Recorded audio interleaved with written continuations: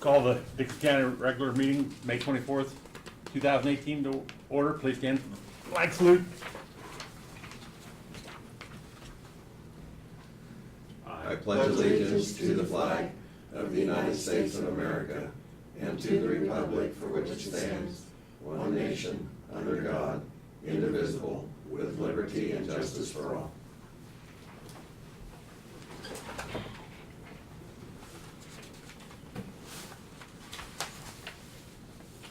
Approval of the agenda with no additions. I make that motion. Second. Been moved and second. Any other discussion? Not all those in favor say aye. Aye. Opposed? Motion carried. Consent agenda, minutes of the 17th meeting, fund expenditures of $316,099.49 and abatement of $220.32. I move we approve the consent agenda. Second. Been moved and second. Any other discussion? If not, all those in favor say aye. Aye. Opposed? Motion carried. Commissioner comments and committee reports. Lynn? We had a meeting with Central Kansas Mental Health this last Monday, and you know, they can continue to, I think, serve our area well here in Dixon County.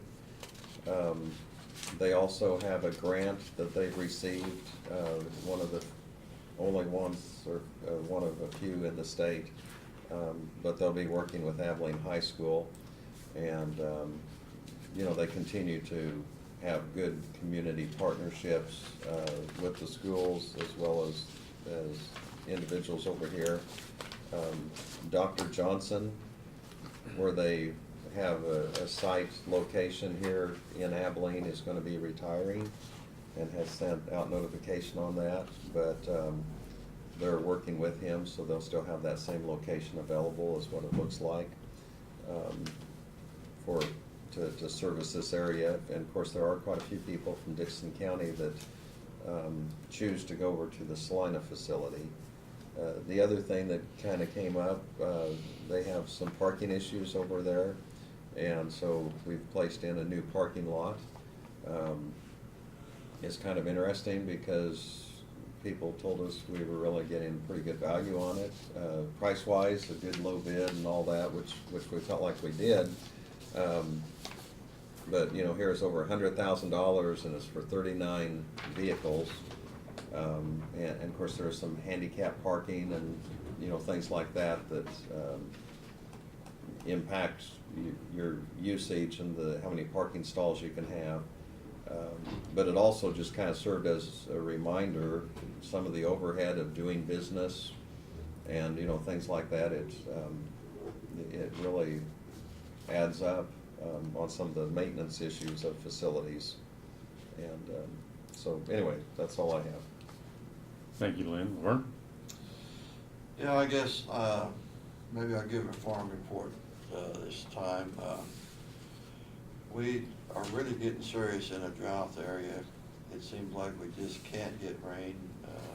What rain we do get is just small amounts, and if you drive around the country, you can really tell that the wheat crop is suffering, and it's some fields are worse than others. It depends on whether the wheat was planted after, like on soybean ground and corn ground and alfalfa ground. That wheat is running out of moisture really fast, and so we're not sure. Like I say, I have a feeling that wheat yields are really going to be down this year, and it's unfortunate that we're just in a drought area, and ponds and the pastures are really low. We haven't had any runoff, and so we just see how we get through the summer, I guess. But I have a feeling that as we start getting some good rain this summer for the row crop, like I say, it's going to have to start getting rain even for the row crop to get going. So just like I say, hope that one of these times we get our share and get a good rain, I guess. 30% chance of rain overnight tonight, but that's the only window there for the next 7 days. And a 70% chance you won't get any. Well, that's, a lot of them Glass have half been, full. they've been scattered, and scattered is pretty scattered, because a lot of times it's just really small areas that clouds happen to have some rain in them, I guess. Thank you, Lauren. Yeah. This morning in our work session, Todd Hedmal was in from the Tri-County Fair. Give us some of the updates, some of the building problems, and then some of the issues that they had with not having insurance on the building, with city managers changing, dropped it, which doesn't affect us, but it does affect the county. Extension, 2 agents were in. One of the ones was on vacation in New Zealand. I won't say which one it was, but I did say he. Keep that away. But Renee and Jill were in, and then Don Helwick was in, and Becky Chase was in for the extension office, presented their budget. Register of Deeds was in, Jill Freeman was in for that, and then Sean, can't think of Sean's last name, Remnall was in for the juvenile detention. So that was everything we did in the work session. No proclamations or presentations. Brad, do you want to give your report? Yeah, last Friday we had, as you know, we had a meeting here with Banner Township and the landowners from the area of 400 Avenue, and I think that went rather well. I emailed you and I gave you a copy of the minutes, if you will, or the size up of that meeting, and the way we left it is they were actually gonna hold off about 30 days while NRCS did some checking on potential grants to help the landowners, and they were all agreeable to that. The one thing that Banner Township was pretty adamant about is they wanted to make sure that whatever they did down there, that it was done to NRCS specs. And I think that's certainly a good, wise move as far as the landowners.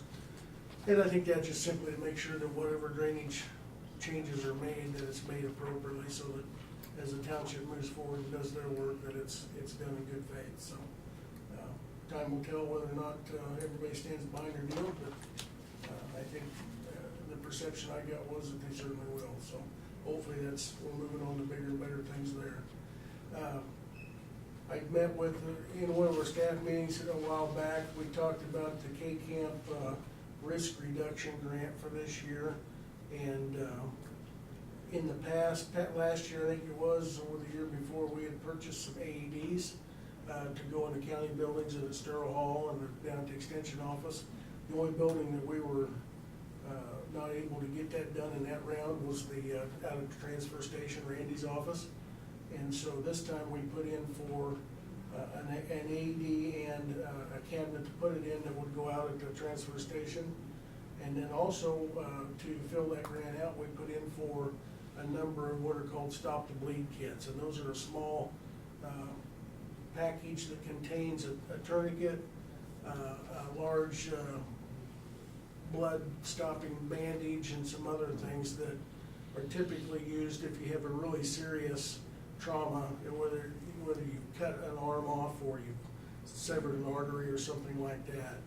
And research recently, especially in some of these shooting incidents that have happened around, have determined that that particular piece of equipment actually saves lives in that environment. So we purchased a number of those, and what we will do is we'll be putting one of those inside the cabinet with each one of the AEDs.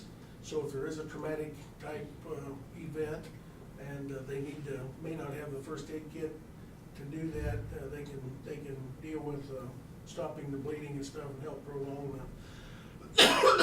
prolong life until EMS can get on scene. So, but K-Camp did approve that grant, and so we have those items ordered. Once they come in, we'll submit that for reimbursement. So I think that'll be a really good addition, and that should fulfill our AED, putting those at all of our county locations. We have one at the county yard now, and like I say, Sterling Hall, the extension office, we've got one here.